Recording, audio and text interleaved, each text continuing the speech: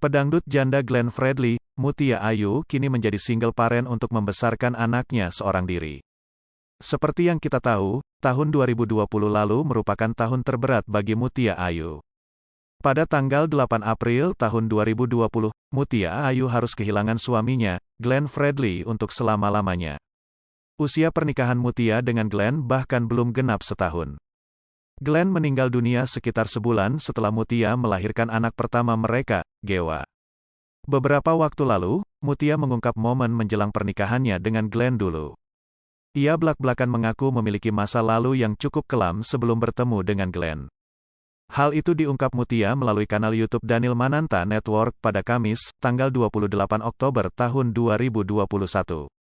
Sebelum menikah, ia menceritakan masa lalunya hingga Glenn menangis mendengar kisahnya. Dia, Glenn, nangis, karena kita buka-bukaan semua sebelum kita nikah itu kita buka-bukaan dari A sampai Z. Bahkan Glenn melihat semua, kata Mutia. Saat itu, Mutia mengungkap Glenn hanya memeluk dirinya tanpa suara. Di situ, Glenn peluk aku, artinya, yuk kita bangun pernikahan kita menjadi orang yang lebih baik lagi, kenang Mutia.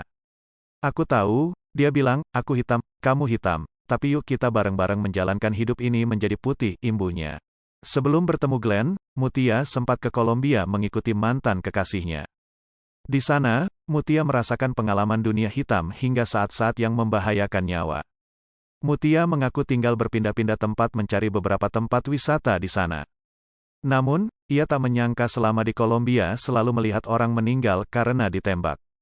Di situ setiap paginya, setiap harinya aku melihat orang yang meninggal ditembak, ujar Mutia. Bahkan Mutia sendiri pernah ditodong pistol oleh seseorang yang tak dikenalinya. Saat itu dia sedang membuat vlog untuk mengabadikan perjalanannya di sana. Tiba-tiba ia dihampiri dua pria berboncengan, salah satunya menodongkan pistol ke pelipisnya. Tak hanya ditodong pistol, barang-barang berharga pun dirampas. Sempat berpikir akan dibunuh pada saat itu, Mutia bersyukur diselamatkan orang Kolombia.